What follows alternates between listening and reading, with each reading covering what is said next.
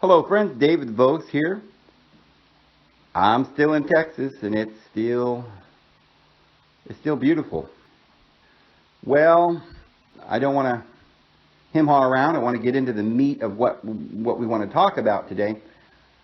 But we started a series a couple of days ago. This is going to be number 2.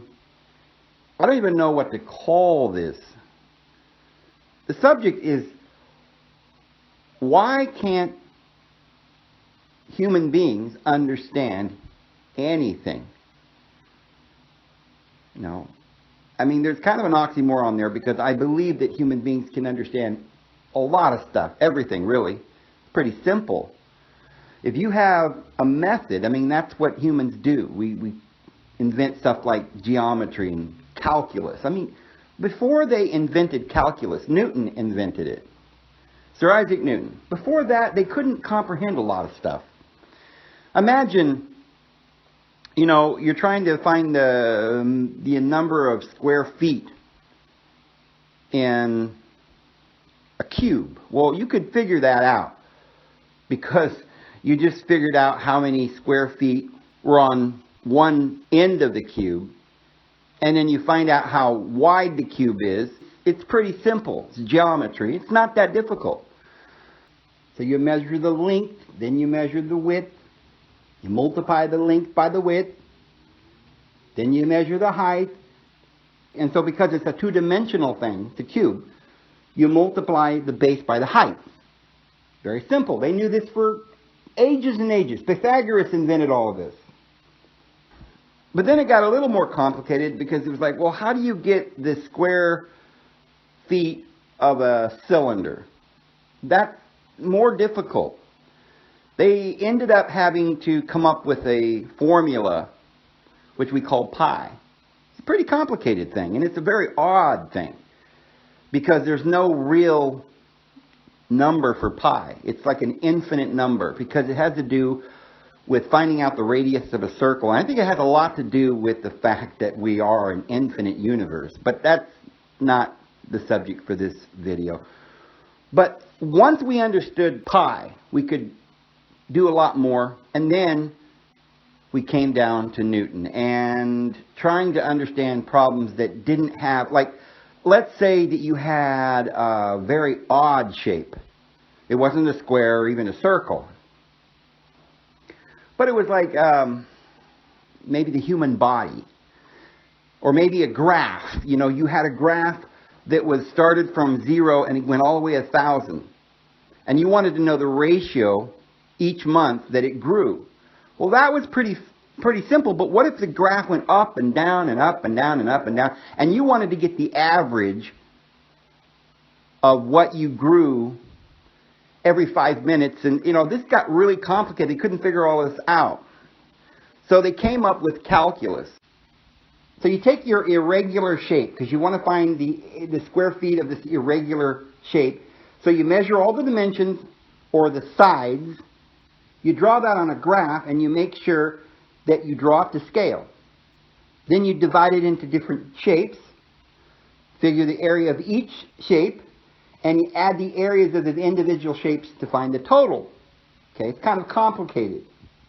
Well, all right, so to start with, you've got this irregular shape, and you're not sure how to do it, but you finally figure out how to get this flat surface.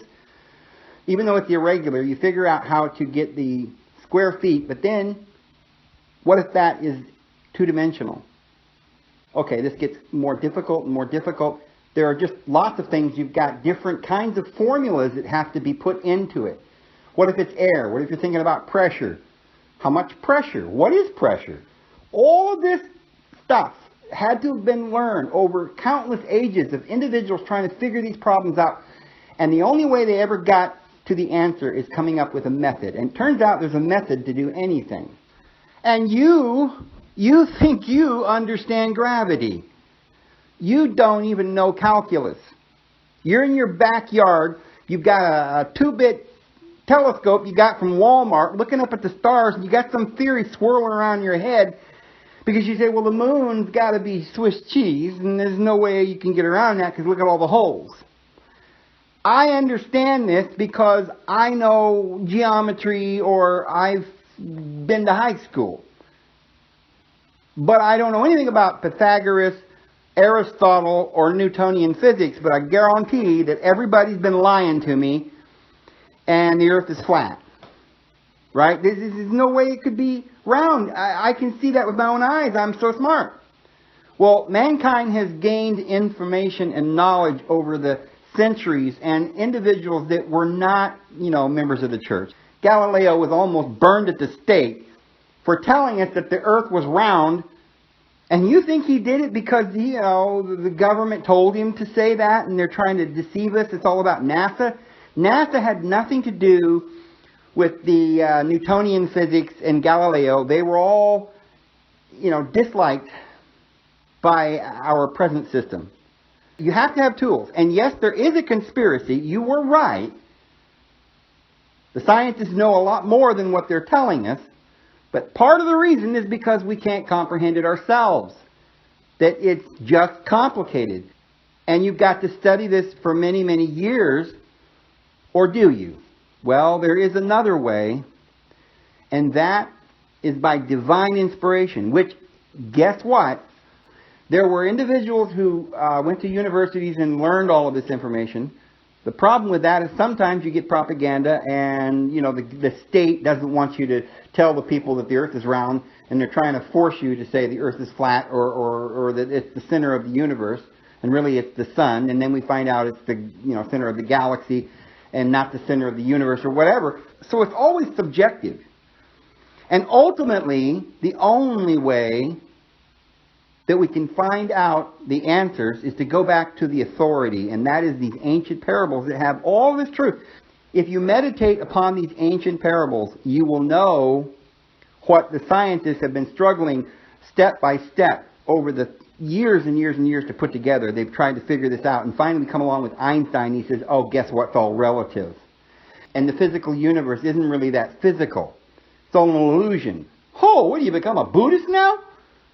Mr. Scientist, perhaps you need to respect that ancient wisdom, the esoteric wisdom, and maybe they should do a little more research into that, because that's where Newtonian physics came from, my friend. Sir Isaac Newton studied the Emerald Tablets and even translated them, and he was very much a student of this ancient wisdom. So is Pythagoras, a student of Solon, of the ancient priesthood that goes back to the ancient Egyptian teachings. Turns out there's a method to do anything. What is this big stone? You want to lift this huge stone. There's no way anybody could lift this stone. 1,000 men couldn't lift this stone. But one man can go out and lift it using a lever. A long pole. You put a rock in front of the other big rock, and you put the pole underneath the big rock, and you use leverage. Wow! Some say the pyramids were built because the Nile River. They made big rafts, and they could haul these huge stones down the river, and they could make a dam, and the river would rise, and of course the stone would rise with the river. And then when they wanted to get higher, they just made a larger dam for the river. So, there are always ways to do things, even if that's not the way they did it, actually. Perhaps they were giants, they came from Nibiru, or they had other technology. But the point is that mankind learned things because of tools. Human beings really aren't that much smarter than animals. Really, I've watched my dogs. They're pretty smart. At times you think, well, they're not very smart. They just keep doing the stupid things, like eating manure. Like, well, that can't be very smart. But you see, that's their basic instinct, because they are dogs. They don't have hands, they have feet, and they're designed to go through the forest and survive. So a lot of times there's not a lot to eat out in the forest, and this is how they get their nutrition, because other animals digest things, and they didn't get all the minerals and nutrients and proteins out of that. It goes right through their stomach, and then the dogs can go ahead and get what's left of what probably they couldn't even have digested, maybe, because dogs really are meat eaters more. Dogs can't seem to eat grass and leaves as well. They do eat grass a little bit once in a while, but usually when they do that, they're sick and they throw it up. But cows and pigs and deer and other animals are able to eat the grass and the leaves, and then it goes right through them, and there's a lot in that manure that the dogs can eat. Well, anyway, we're getting off the subject, but the point is that dogs really have a purpose in life. And it's not to build a better universe. Their job is to be happy. They do have a lot of intelligence, but they don't have the ability to use these tools. You know, we talk about how monkeys are actually pretty smart because they can use tools. Well, the reason for that is because they have hands, and so they can pick up a stick. They've done research now, and they found that even birds can use tools, but they're very limited because they don't have hands. They have claws, so they can, you know, it's kind of like a little hand, so they're pretty smart. And even birds can talk. Of course, they have a very limited vocabulary. It takes a long time. But then if you think about it, human beings can't talk until they're like a year old, and a lot of these animals only live to be a couple of 3 years old. So it'd be like trying to evaluate how smart humans are if they didn't have any hands or legs, if they were never taught math because you didn't have a language to teach them, because they didn't have a vocal cord, you know, they don't have a voice box, and they weren't able to enunciate English, and so nobody ever bothered to teach the animal English much. And they don't have hands, and they can't use tools. And their instinctual nature is basically just driving them to go eat poop. Well, they're not going to learn very much that way. Humans were gifted with a larger brain as well as feet to stand straight and fingers and stuff to pick stuff up and use tools. This is why monkeys appear to be really smart, because they have hands and they can use these hands, and their brains are a little bigger and they can pick up a little bit more vocabulary. But anyway, what I'm trying to say is that we have tools available to us to understand the universe. Consciousness, really, then, is all it is. You just need to be more aware. That's what the universe is all about. We just got through going through that in the first video. But back to my original point. If humans really are quite a bit smarter than the animals, and they have hands, and they have larger brains, and the ability to communicate. I mean, probably the biggest gift that human beings have, beyond their hands, they can use tools, and their larger brains, is the fact that they have a voice box. They say the human voice is more versatile than just about any other animal. I mean, you can hear birds mimic all kinds of sounds. But human beings can pretty much mimic just about any sound. Especially if you get an amplifier onto that voice, you can literally almost make any sound. Human beings are very versatile that way. And because of that ability, and it's really just a physiological ability, we're able to have language and all kinds of articulations and language. And so, you know, I guess it all kind of falls together with the fact that we have a larger brain, hands to use tools, and a voice box to articulate all of these different sounds and make language. And with language, we use that as a tool to understand the universe. So really then, everything in the universe is really the same. It's simply an entity trying to understand. It's one part of this thing we call the divine that is that one part, not conscious or aware of the entire whole, but just aware of themselves. And this is the instinctual nature that all they, you know, if you go into a room of dogs, especially puppies, and you try to talk to one dog, all the dogs think you're talking to them. They're so self-conscious. If you have food, they can't even imagine the fact that maybe that food isn't for them. Maybe it's for somebody else. Human beings, they step back, and we have these things called humility, and you know, we are like, well, maybe you're not talking to me. I'm shy. I'm sure you would find that person more attractive, and I'll stand back over here. You know, I don't know what that is. It's probably indoctrinated into us to a large extent. But humans also are a little bit more aware, and they know that there's other people in the room, and they're aware of that. And so they say, well, maybe he's not looking at me. You know, sometimes there's a car, and it only holds 4 or 5 people. And there's 10 of us, and we're all going to go to the store, and you're like, okay. Dogs would just all pile in, because nobody could maybe it would end up in a dog fight, right? Is who's going to go to the store? Who's going to get in the car? The biggest dogs would probably get in, the little dogs wouldn't get to go. But with humans, we have this thing where it's like, well, I'm a little bit aware of the fact that there's only 5 seats, and there's 10 of us. So a lot of people say, well, let's pick our battles here. I don't need to go to the store. You go ahead and go. So we have that. We're more aware.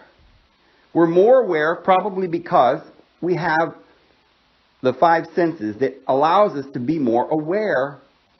And then we have all these tools that we can expand our awareness. I've seen dogs and animals become pretty smart. If you work with them, if you train them, they can become pretty smart. They can never become as smart as humans because they don't have all the tools. But so this is the thing. We have these tools and we're trying to learn not just who we are, but we want to be aware of ourselves. We're aware of our instinctual nature. But we want to transcend that, which animals, most of them, can't do. We want to transcend our own consciousness, our own awareness, and become aware of everything around us and understand what it might be like to be someone else. We call that sympathy, compassion. We call that love. So I don't know if love is a biological thing. Not really, but the biology helps us to acquire that awareness, that love, that compassion. That compassion, though, isn't us.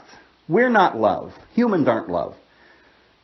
It's that spirit within us that is love that's also in the dog. They have it too. They're just not able to transcend their physical nature as much to experience the compassion quite as much. So, human beings then have this capacity to have language, to communicate with one another, and to experience all of this understanding. So this goes back then to the Garden of Eden. If you really want to know the theme of the Bible and what we're here for, that's what this video is about. Why are we here? What are we really? What is the universe? What is God? Is there a God? Well, he's not a bearded man in the sky, as we've said, but we've got these parables that were written by the ancient prophets. Who are they? Did they know anything? What is all this? It seems like it's in every nation on the face of the earth, the same story. What was the stupid story? Oh, right. Yeah, God made the earth in 6 days. Well, there's a lot of symbolisms in there. And once you can crack that, you're going to find out that that is brilliant. It's even more brilliant than scientists today. They knew more then than we know now, but they couldn't explain it to us. We didn't have the awareness yet. Jesus said 2,000 years ago, I have a lot of things I want to tell you, Peter, Thomas, Bartholomew. I want to tell you some things, and I wish I could, but you're not grasping this. You're like children yet. You're not quite aware of everything around you yet. You're still self-aware and instinctual, and you don't believe, you don't have faith, you don't know how the world works.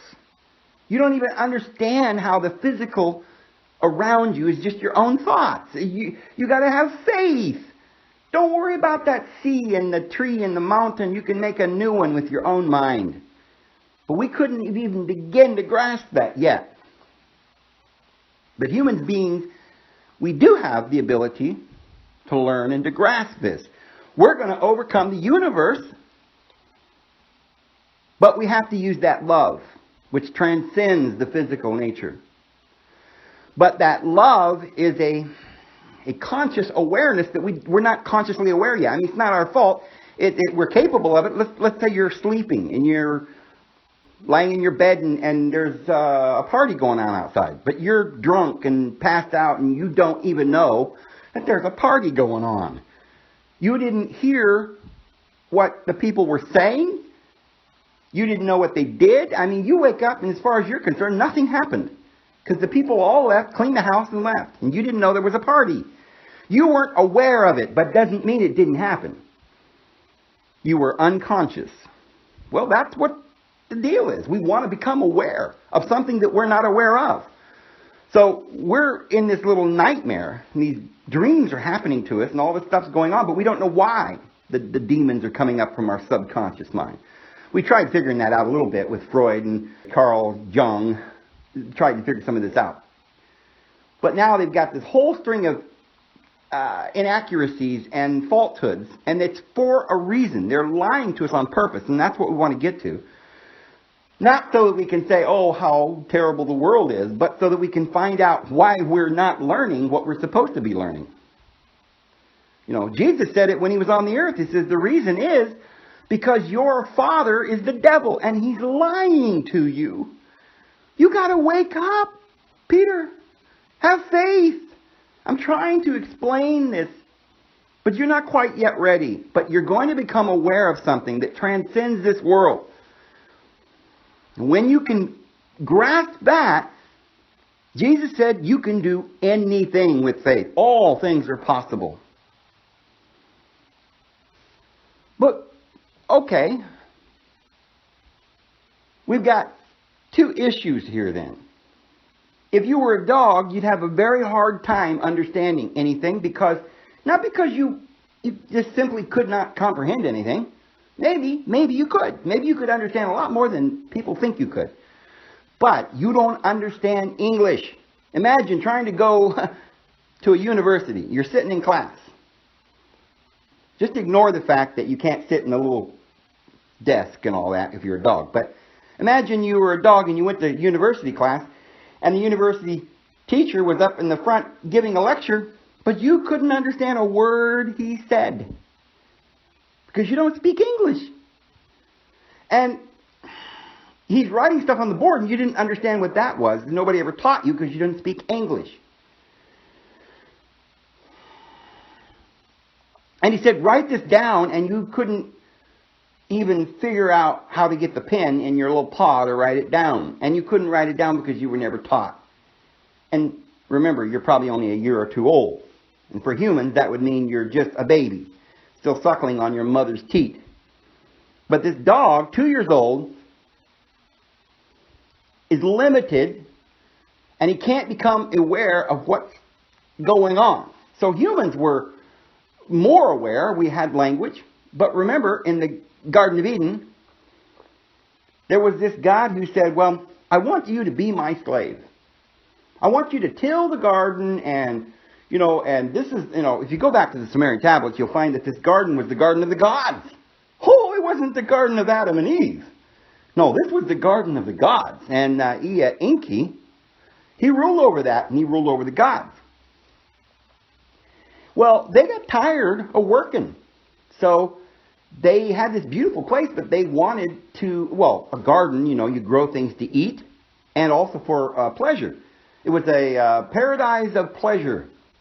Even in the Hebrew, that's what it means, a place of pleasure. And it's more than a garden, it was an orchard because it had all these trees that you could harvest the fruit.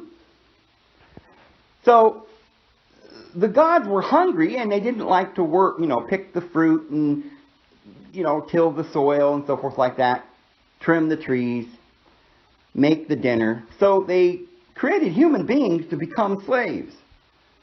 They also needed something else, of course. They needed gold. Boy, I tell you, these gods, they need a lot of stuff, don't they? So they needed gold. Now, the Bible doesn't mention that very much, but it does say that the land there, where the river goes out of Eden, goes all the way around Havilah, and it says the gold was very good there. So the Hebrews were very aware of the gold right there in the Garden of Eden. They knew about the gold, and so it's just they kind of left that part out. But human beings were made to become the slaves. Well, of course, that God, he didn't want you to know that you're not a slave. Well, wait a minute now. If he created us to be a slave, why is it then, we're not slaves? I mean, our Father in heaven, Jesus came, he told us our Father in heaven is the real Father of us, not this Yehu who made us slaves. Well, our real Father, who's he? Well, he's the Father of spirits, the Bible says, the New Testament. He says he's the Father of spirits. He's not the Father of your flesh. Take note, you Christians. Many of you who are worshiping that Old Testament God, you see, he's not the Father of your spirit. The New Testament is the Father of spirits. the Old Testament, he's the one who did what? Well, he formed Adam and Eve from the dust of the ground. You see, it's all very physical. So, this world, you see, it's an enemy. Whoever is a friend of the world is the enemy of the divine light in heaven.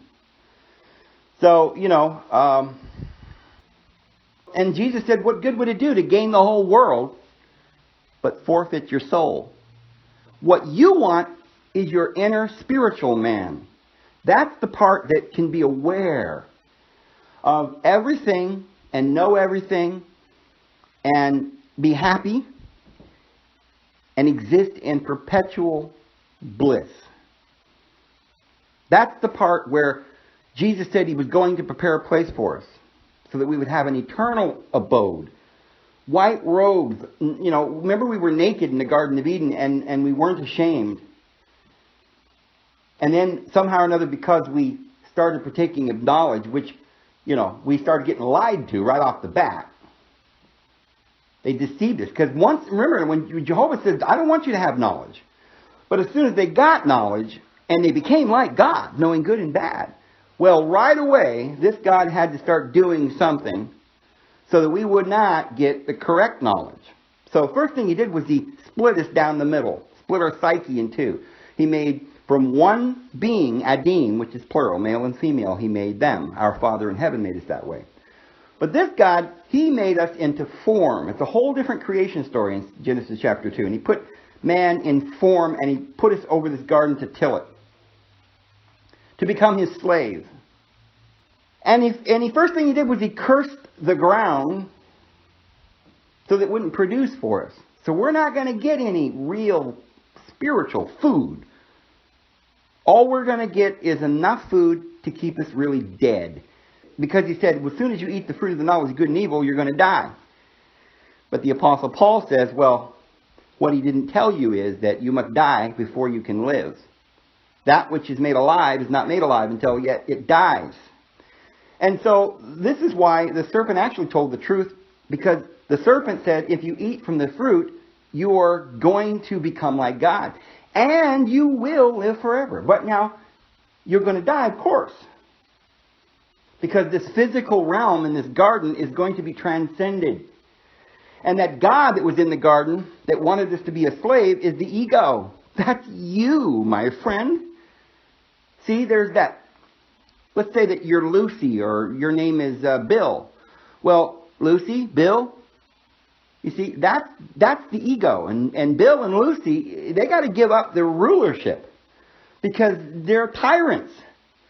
It's like you're like these dogs with these instinctual natures. You're not able to transcend.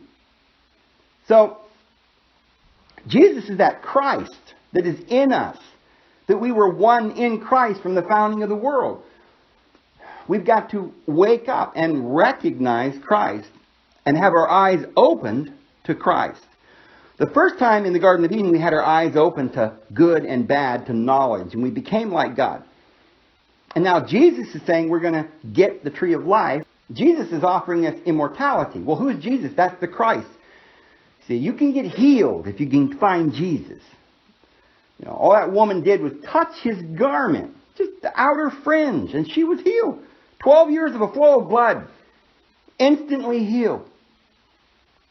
See, if I could just touch him, all you got to do is find that inner spiritual man. Become transcendent. Stop being so aware of this physical world. It's not important. It's not that you got to kill it, or it's got to go, or it's got to die, and you can't be human anymore. That's not the point. Jesus rode that ass into Jerusalem, put a bit in its mouth. He used this physical world as a tool. We've got to use it as a tool. Remember? That's something that dogs and cats and animals don't have. They don't have the tools. You and I have tools. And with those tools, we can transcend this physical realm and become aware of who we really are. We can expand our awareness to another dimension, beyond this time and space, beyond this physical realm.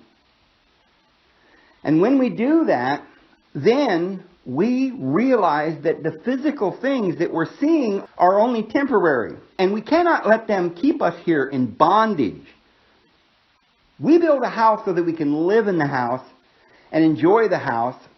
But we put doors on the house so we can go outside to our garden. And we can go down the river. And we can go see grandma. And we can go to the store. And we can do things. Humans like to do stuff. We even make cars. Back in the day, they just had, chariots and horses. But we always wanted to go far, far away and see many things. And go on adventures. We didn't like staying home, And back in the ancient times, they had little huts. They were just for sleeping and cooking. A lot of times they picked up their hut, put it on their camels, and they rode. And they went and made another little village. Because it was all about adventure and finding the next place where you could get more nourishment and food. They didn't have to, some of them were migrants. People like being migrants. That was our nature, right? See what's on the other side of the hill. Come on. Let's go, Bill, Sue. We're going to go over there and find out what is on the other side. We don't want to just be only aware of this one stream and this one little spot in the woods, right? And we've been living in this hut, and now we think this hut is our, prison. And it's like, we can't leave here. Oh, right? We're just going to learn only what's here. No, there's more. We heard reports. There's a guy came through town. He says, over the hill, they got flowers like you wouldn't believe. Oh, man, there's an ocean. Is it an ocean? What's an ocean? Well, come on. Saddle up your horses and let's go. We're going to show you an ocean. And then they said, I'll tell you what, we're going to build a boat. I see that some things float on the water. You put a piece of stick on the water and it floats. Let's make a big stick that we can float on. And then they put sails on it. And then they went further and they discovered new countries. We want adventure. We want to explore. We've got to transcend where we are. The whole universe is physical and spiritual. We're never going to get rid of this physical. And we sure can't get rid of the spiritual because that's what we are. But the spiritual has ideas and plans and thoughts. And it creates the world, our imagination. See? There's nothing wrong with that, the physical. But we want to change our mind and do something different and learn more. Because there's so much to learn, friends. And we don't realize it. But, there was a time when Jesus was on the earth where we weren't quite ready because two problems. We had this ego, this God, ruling over us. And he just was so mean.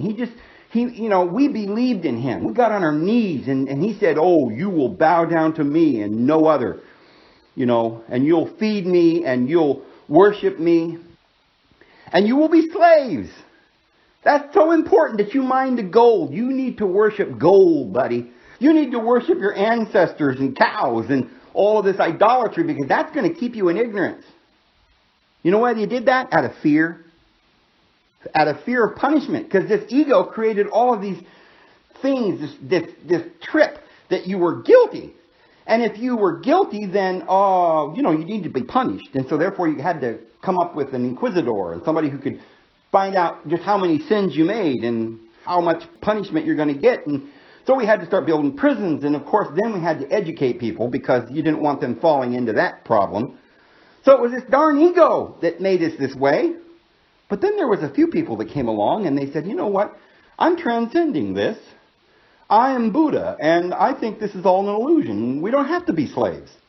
I'm going to teach you how to think, how you can overcome all of this.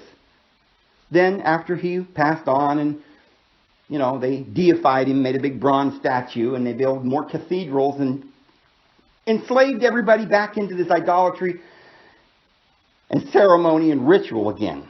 And 1,000 years went by and we just didn't learn much. Jesus came along and said, no, come on, guys. All right, now, here I am the Christ. I'm going to show you just how unimportant this temporary world is. It's just a temporary thing.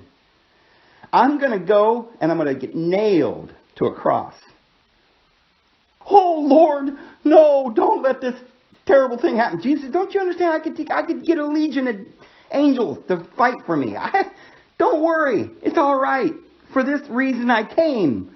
I came to the world to learn and to experience and teach you guys how to get back to the Father. Follow me. It's going to be all right. I'm going to show you how to become God. I'm going to show you how to sit at the right hand of power. I'm going to transcend all the pain and all the suffering. Because you know what? I speak with authority. And I say, get your cot. Stand up and walk. Yeah. Whoa, Lord, you're a great man. No, Jesus says, you can do greater works than I have done. I'm one with the Father, but you are one with us.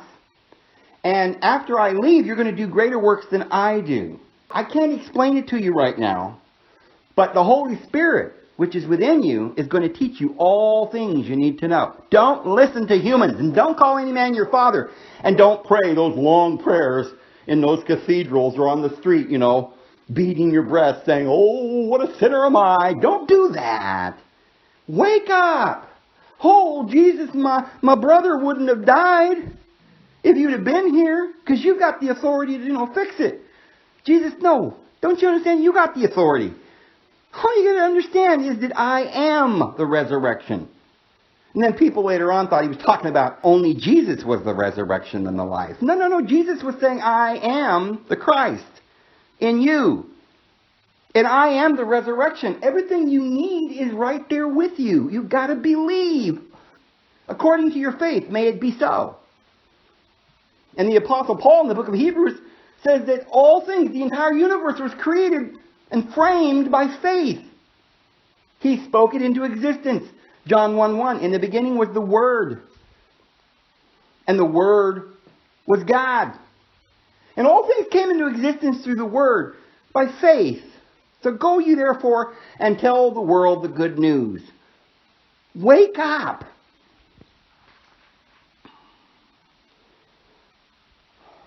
So this brings us back to the question. Oh, well, that sounds pretty easy, Dave. Thanks for clarifying that. Now I know that I am capable of anything and I can be happy and this is going to be wonderful. But for some strange reason, you're still going to go back out there and struggle. Wow, there's some nuances to this. Well, you know what? It's really very simple. Sounds pretty simple, doesn't it? But what's the problem? The problem is that you can't let go. You see? I know, it really is that simple. You got to believe. You got to believe what? Believe the truth. The truth will set you free, but you won't do it. Oh, but Dave, it's hard. I mean, you're telling me that, I can do anything I want, but, I still feel guilty because, I did something wrong when I was 5. Or some of you are like, oh, well, no, I've overcome that. My father hurt me real bad, or my religion or something, but I forgave them. Oh, really? Well, then why is it you're having nightmares and these little demons are following you and chasing you in your nightmares? Well, deep down inside, you've given that demon authority somehow or another. Don't you understand that you've been given the authority to trample upon scorpions and serpents? And you can handle these serpents and they'll not bite you or do you any harm. But you still think they're scary, so they keep popping up. You find them in your nightmares. Well, I've forgiven all of that, Dave. Well, if you forgave all of those people, you would not have any connection with those things. There wouldn't be anything pulling you back into this little drama where you're trying to work it out. Because in your mind, you haven't worked it out yet. Well, I suggest you get to working. You get to working it out, and you say, all right, I get it. We're all in the same boat. I don't blame you. My father beat me half to death when I was a kid, but you know what? He did not know any better. He was beaten when he was a child as well. He was a rabid dog. He was caged. He was beaten. He was abused. There were things that you didn't see about your father. Yeah. After he beat you, he spent the last 5-10 years of his life crying with a bottle of whiskey. Crying out to God that he thought was a bearded man in the sky. He was so confused. They had lied to him so much. And he said, God, I'm so sorry. I'm so sorry that I'm so bad. I hate myself. And then he went out and he did some more things that were wrong because he disfigured that he was worthless and drank himself to death. He couldn't get out of the maze. All right, now, are you going to do the same thing as your father? That was another age. This is another generation. They didn't have all of this information. that you have today.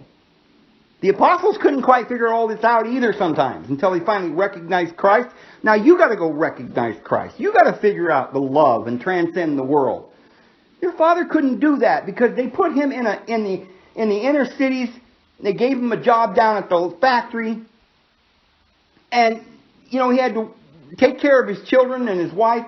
And he didn't have the finances. And, his wife didn't love him anymore. And he was afraid he was going to lose everything. Right? He'd been to prison. You don't know what he went through.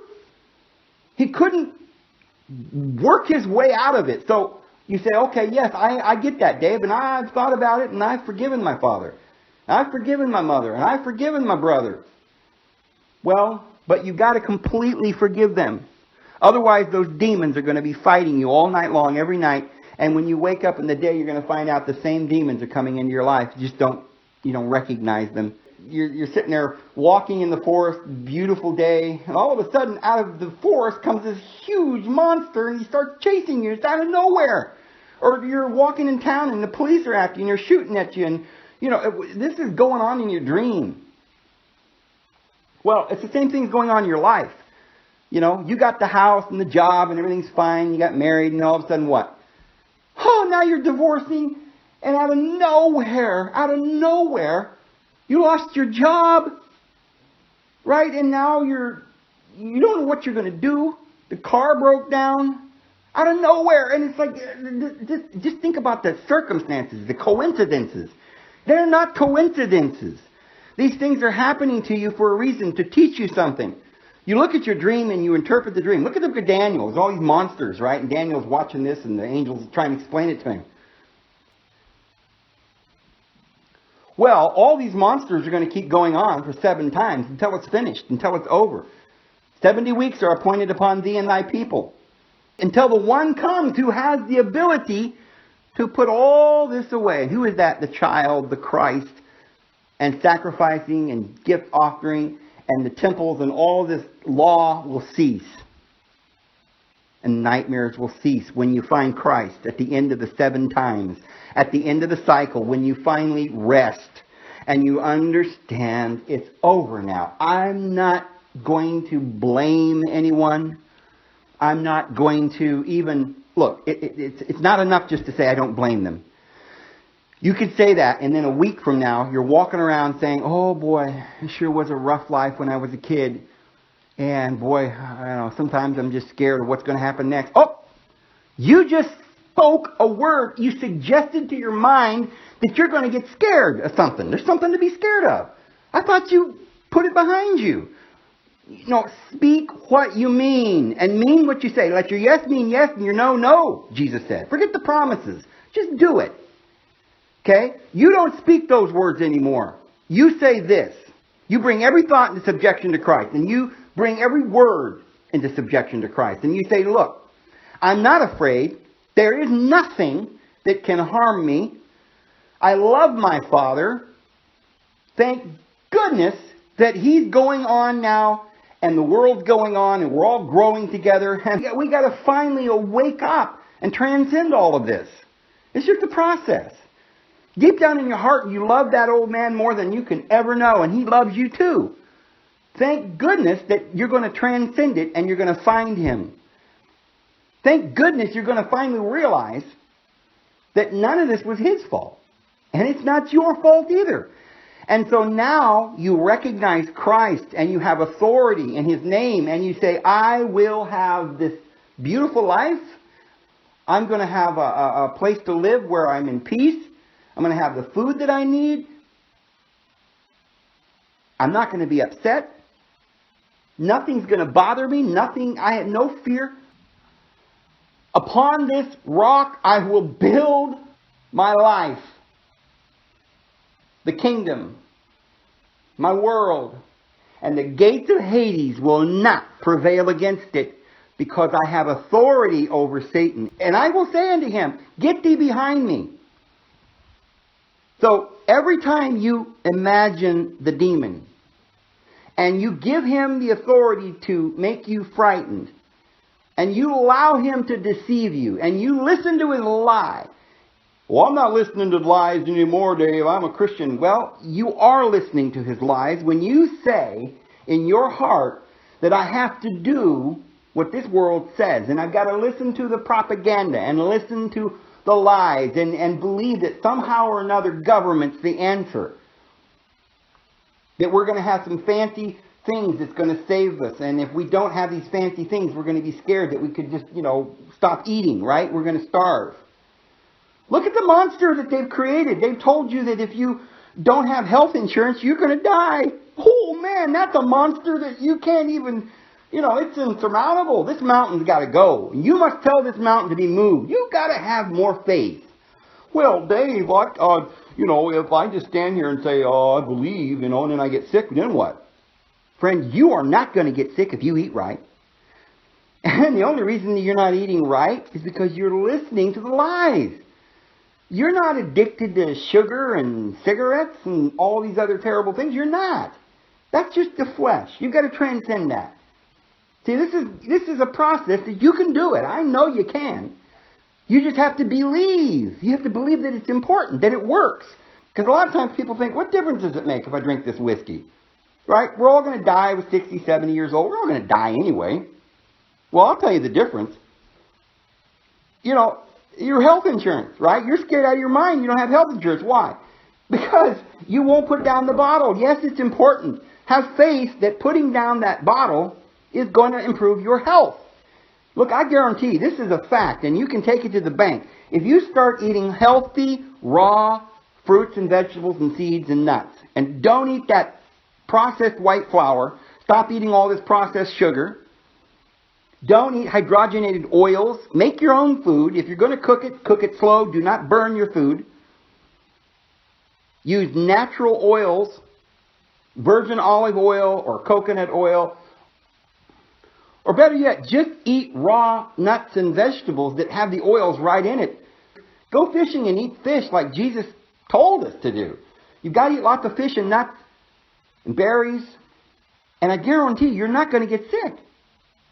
No, that doesn't mean you can't have some marijuana. No, that's an herb. The herbs are for the healing of the nations, the Bible says. You still get your marijuana. Okay, don't abuse it. And, of course, there's ways to do that, which we can talk about in another video, friends. But, if you are interested in getting your life in order physically, you can live a long time and healthy. Well, it's the same thing you got to do with your mind. You got to get it in order. You can't lay around and perpetuate these stereotypes and think that God's a bearded man. You've got to understand that Christ is in you. And you've got to start understanding all these parables. Now, we're not going to go back through all of that. We've done several videos about time and space and all these demons and how to overcome all of this. But it's very important that we learn this information. And so you go back and you see the great university teachers, and they're not getting any of this. And they're still hung up on this idea that life is suffering, therefore we need more government. Right? This is even our president saying we need more police so we can be safe. I'll tell you who's making us unsafe. It's our government that's designed to have two opposing sides that are fighting each other. One side goes out and has a false flag and scares the bejesus out of us. And the other side says, oh, here's what we're going to do. We're going to get more military, more prisons. We're going to make more schools. One side says, no, we need to have liberalism. The other side says, no, we need to have conservatism and put everybody in jail. The other side says, no, we need to have more mental health professionals and we need to take people's rights away because they're all mentally ill. Well, you made them mentally ill, and then you're giving these mental straitjacket drugs that cost thousands of dollars that taxpayers paying for, and what are you doing? You're just enslaving mankind. We're just being sucked down the tube because of all this baloney. And then, oh, dear Jordan Peterson, the most intellectual, brilliant man of our time, that teaches in Canada and his university. He's brilliant. But Mr. Jordan Peterson, please understand, government, traditional government and law, that's not, you think that you're a traditionalist and you believe in the ancient scriptures. But you're believing in the law. That's not, you don't understand the parable there. It's about the ego. We don't need that. Oh, if I could just have an hour with Jordan Peterson. Because he's brilliant, and I know he would get it. But these people, I wish I had an hour with Einstein or Freud. But I think Freud would probably lose his mind. I don't think he was ready for this truth. But you, my friend, are. You are ready for the fact that we can do much better than this. And it's time now that we use the tools that we have available to us. So my original question was, all right, why? Yeah, we want to find out what we are, who we are, and where we are. But one other question that's so puzzling is, why don't we get it? Why are we getting worse? Why is there wars? Why does our teachers and our scientists and doctors, why are they so dadgum stupid? Well, and the answer for that, friends, is that there is somebody lying to them. The ego is what allows the deception. And there are some individuals that are abusing us. And they're taking advantage of that clause. See, you signed a contract with these people, and you believe you got to keep it. Oh, well, you know, garbage comes on Thursdays, and I got to take the garbage out to the end of the corner, and then I got to go waddling back into my house and shut the door and lock it. Sit down in my chair and watch this propaganda. I'm under contract. I've got to pay for this house for 20 more years. And then what am I going to do? Well, then I'm going to retire on a very small stipend. I won't even be able to travel or do anything. But at least I'll be alive and I can go get my medications. Okay? You're under the delusion, and guess what? So is the doctor. Oh, so is the darn scientists. They don't understand.